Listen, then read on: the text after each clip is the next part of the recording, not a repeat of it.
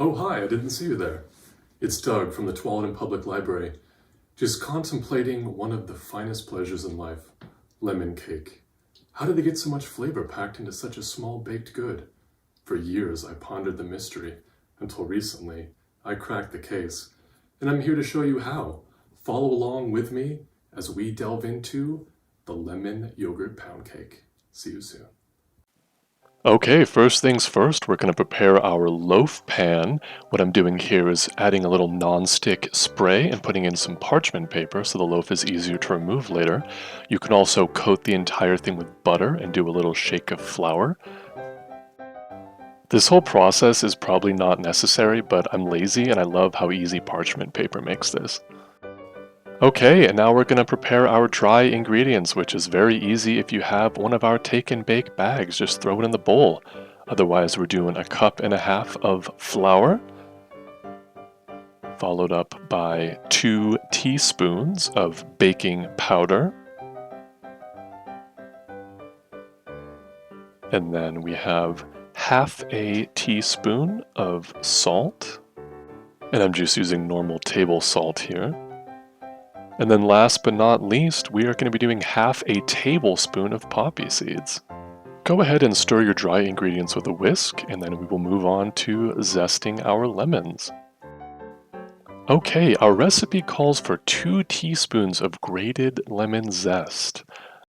Here are 3 tools you can use to get the zest. On the left, and the most ideal, we have a microplane to get the very fine zest.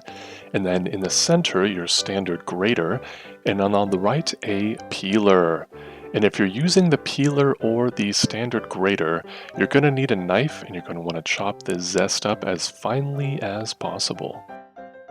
So here I am, zesting my lemon, and because I'm ridiculous, I like to use the zest of an entire lemon, which ends up being several tablespoons. I like as much lemon flavor as humanly possible, but beware, this is a ridiculous amount of zest. The Tualatin Public Library is not responsible for any over-zestification that may occur if you do not follow our 2 teaspoon guidelines. And now we're moving on to the wet ingredients, which will consist of 3 eggs, 1 cup granulated sugar, the cornerstone of any baked good, my ridiculous pile of zest, refer to the previous disclaimer for all you litigious types, 1/2 teaspoon of pure vanilla, and of course it wouldn't be a yogurt cake without the yogurt. It's very difficult these days to find a single serving, full-fat, regular yogurt cup. So what I've done is used Greek yogurt, which you can convert to normal yogurt for recipes by doing 2/3 of the yogurt with 1/3 water, as I'm doing here. Luckily, these pre-packaged cups are 2/3 of a cup already, so all you need to do is add 1/3 of a cup of water and you're good to go. And now it's time to mix all our liquid ingredients together. Putting the yogurt sludge in, giving a little mix here. And in a few seconds we have a not particularly appetizing looking slurry, but don't worry, the final result will blow your socks off. Here I am adding about half of the liquid mixture to our dry ingredients, giving it a little preliminary stir with my whisk before going back in for more and adding in the rest. We continue on with the whisking or the stirring with a spatula or spoon, whatever you prefer, until everything just comes together. We're almost ready. All we need to do now is add our vegetable oil, which we go ahead and just put right in there. We are then going to incorporate this oil by gently folding it in until the whole thing has a beautiful oily shine.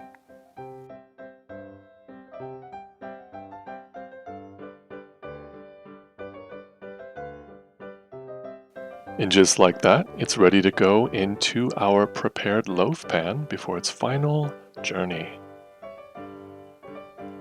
All we need to do is just pour it in, making sure to scrape down the sides and getting every last bit of goodness in there. And now we head over to our oven, which has been hopefully preheated to 350 degrees. We will put it into the center of our oven and put the timer for 50 minutes. Mine ended up taking about 55, so you're going to want to keep an eye on it. When I'm baking, I typically look in the oven 5 to 10 minutes before it's done, just to see how it's coming along, and if it's looking close, I test the center with a toothpick.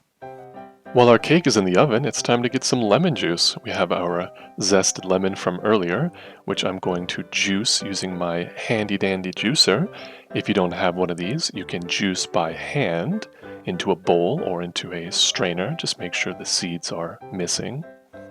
You're going to want 1/3 cup lemon juice plus a few tablespoons to be on the safe side. I was able to get away with using just one large lemon, but to be safe, I would buy 2. When the cake is almost ready, take a 1/3 cup sugar and put it in a pan on the stove. Add your 1/3 cup of lemon juice, put it on low heat, and stir it until the sugar evaporates. Should only take a minute or 2. We don't need to bring it to a boil.